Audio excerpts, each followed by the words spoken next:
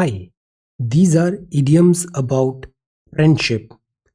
Like two peas in a pod. इसका मतलब है दो दोस्त हैं, काफी सिमिलर हैं. Like two peas in a pod. Very similar. To be as thick as thieves. मतलब वो काफी अच्छे, क्लोज, फ्रेंडली हैं. To be as thick as thieves. To clear the air. कई बार टेंशन आ जाते हैं. So to clear the air का मतलब है to diffuse the tension. Tension को डिफ्यूज करना. To clear the air. To bury the hatchet मतलब एक कॉन्फ्लिक्ट आ गया है, आपने उस कॉन्फ्लिक्ट को एंड करने की कोशिश किया है. That is to end a conflict. A shoulder to cry on. Someone who listens to your problem. दोस्त होते ही इसलिए. A shoulder to cry on. Someone who listens to your problem. Friend in high places has friends who have important or influential positions. वो आपके दोस्त हैं in high places. To know someone inside out. अच्छा दोस्त है. You know inside out. Know someone very well. To see eye to eye with someone. मतलब आप agree कर रहे हो. दोनों ने जो बोला agreement है. Agree with someone. That means to see eye to eye with someone. That is to agree with someone.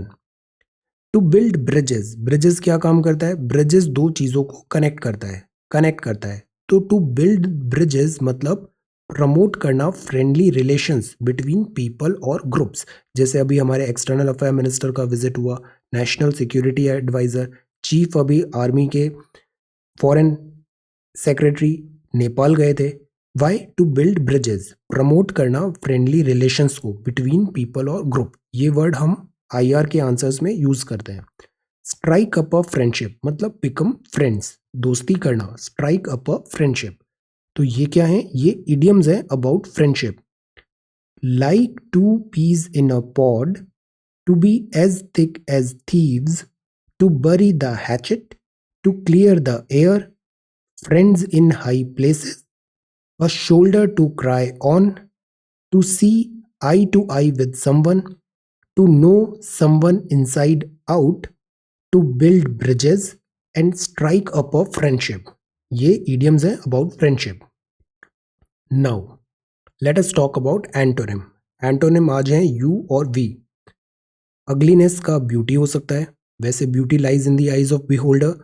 Then ugly, beautiful, under, over, unite, divide, unity, division, up, down. Upstairs मतलब ऊपर जाना. Downstairs मतलब सीढ़ियों से नीचे आना. Urban का rural है. इंडिया में रूरल टू अर्बन माइग्रेशन होता है.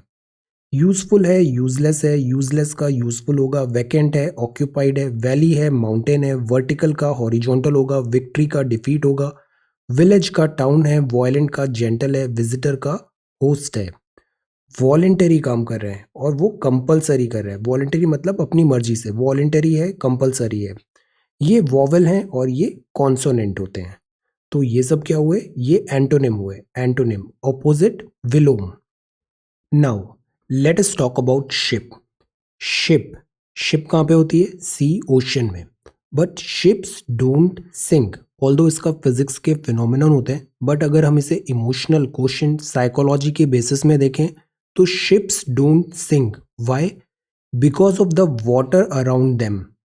Ships don't sink because of the water around them. Ships sink because of the water that gets in them.